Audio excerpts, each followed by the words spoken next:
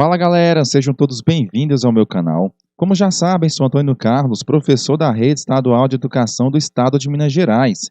E nesse vídeo eu vou corrigir as questões propostas na avaliação diagnóstica de Ciências Humanas para o terceiro ano do ensino médio.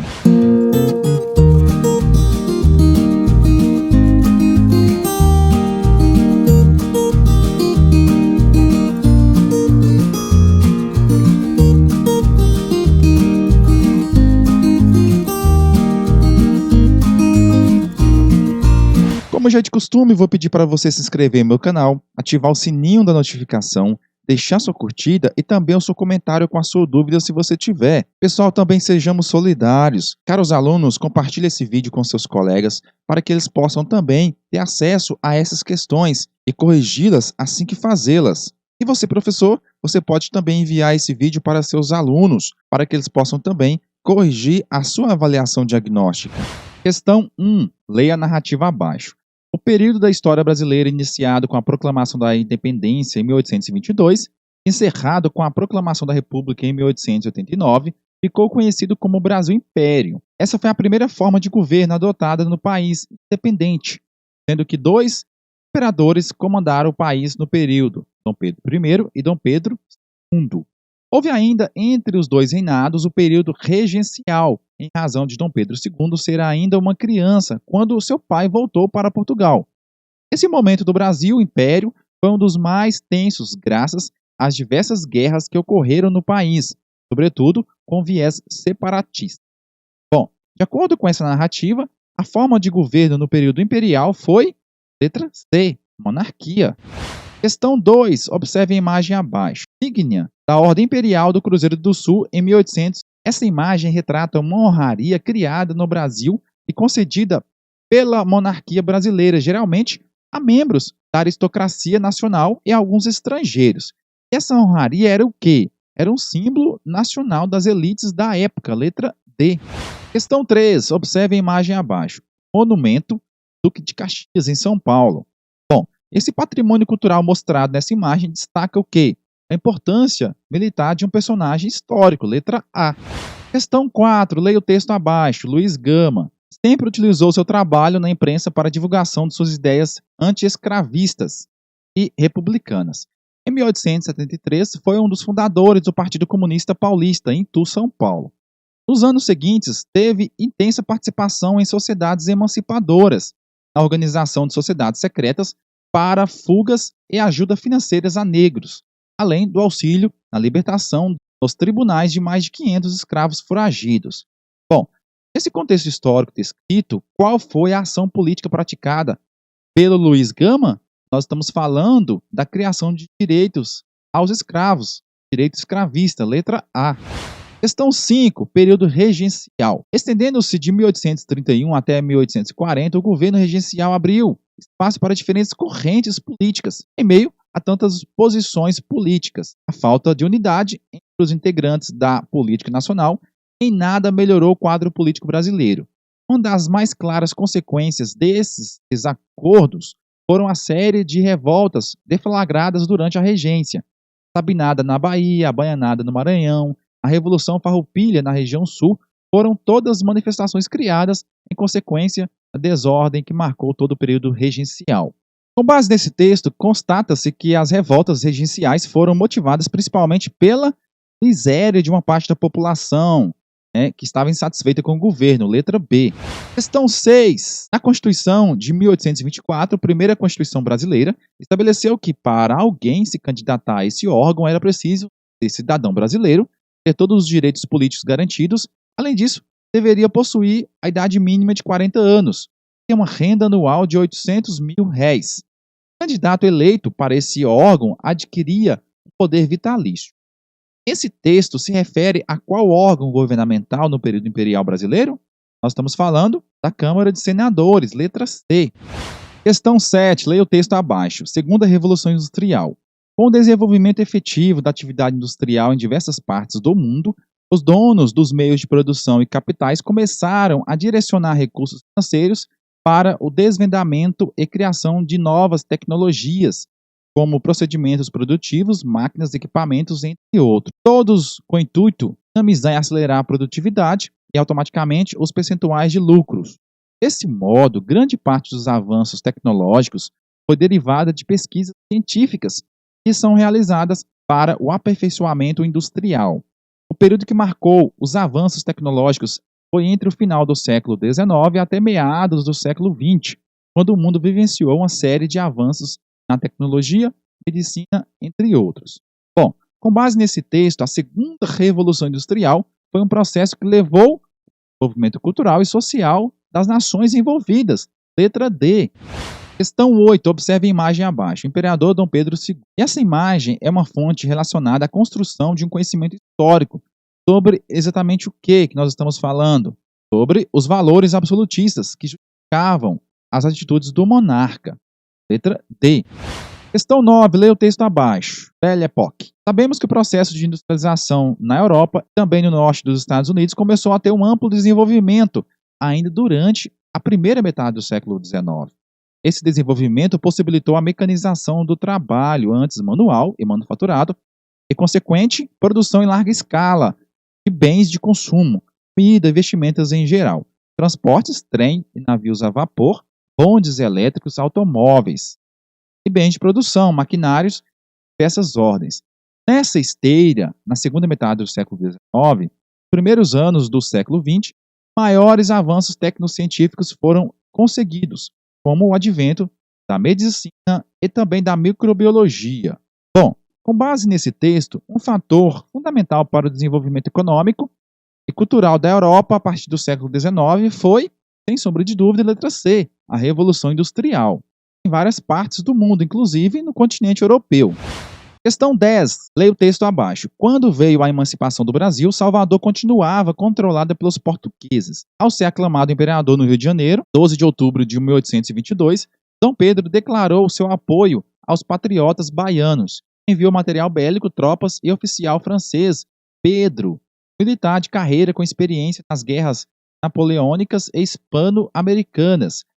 Tropas de Pernambuco e da Paraíba também vieram reforçar o exército pacificador. Bom, o evento que se deu nesse texto refere-se ao processo de independência do Brasil, letra D. Questão 11, leia o texto abaixo sobre Nova York, Estados Unidos. Nas ruas de Nova York vejo bares, cafés e restaurantes de todos os cantos do mundo, formando um festival gastronômico, celebrando a variedade de sabores. Como é domingo, posso encontrar gregos nas igrejas ortodoxas. Bairro Pequena Índia, mulheres adultas indianas, paquistanesas e bengales vestem elegantes saris e olham as vitrinas à procura de um novo pedaço de pano ornado com fios de ouro. Subo a pé na Avenida Roosevelt e chego na América Latina. Todos os países hispânicos estão representados por alguma loja. Bom, a descrição apresentada nesse texto demonstra que Nova York é o quê? Letra C, um destino de imigrantes de diversas partes do mundo. Questão 12, leia o texto abaixo. Pesquisadores da Universidade de São Paulo, USP, divulgaram recentemente um estudo com os dados sobre as características de dois grandes rios que cortam a capital paulista, Tietê e Pinheiros. Os fatores que mais prejudicam a qualidade da água são os resíduos industriais e esgoto doméstico. Bom, no caso do rio Tietê, que recebe também as águas do rio Pinheiros, foram identificadas altas concentrações de fósforo, hidrogênio amoniacal e também detergentes. Esses resquícios dão a ideia de que ele seja mais afetado pelos resíduos domésticos. Também foram identificados elementos resultantes da indústria, como pilhas e solventes, produtos utilizados em limpeza a seco e em atividades de desengorduramento de metal. Bom, qual é a consequência da urbanização em São Paulo, que foi descrita? Nós temos a letra A, que diz respeito à contaminação hídrica por produtos químicos. Questão 13, leia o texto abaixo. A cidade é dividida também por fatores financeiros ou de renda. As desigualdades se concretizam no contexto do arranjo urbano. Essas características são provocadas simplesmente pelo fato das desigualdades sociais estarem juntas, presentes na maioria dos países capitalistas. Quanto maiores as disparidades socioeconômicas entre as classes sociais, maiores são as diferenças nas moradias, serviços públicos e na qualidade. Bom, a população de baixa renda depende efetivamente da qualidade dos serviços públicos, para alcançar melhor qualidade de vida, tanto na área da educação quanto na saúde e transporte coletivo, além de outros. Para obter êxito, pessoal, é preciso que tais serviços sejam executados adequadamente. Bem, pessoal, a consequência do processo de urbanização nas metrópoles, identificadas no texto, respeito à segregação urbana, letra C.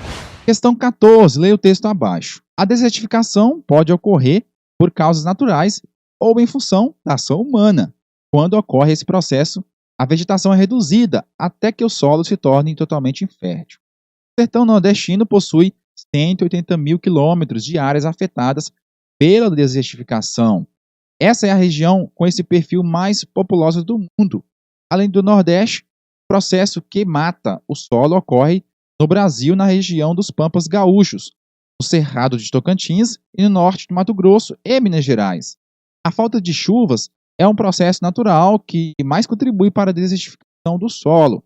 Por outro lado, a ação humana pode induzir esse processo. Bem, com base nesse texto, conclui-se que o processo de desertificação do solo ele ocasiona o aumento da migração populacional, pessoas que vivem nessa região. Letra D. Questão 15. Observe o gráfico e leia o texto abaixo. Nós temos aqui um gráfico da população de 1940 até 2000 no país.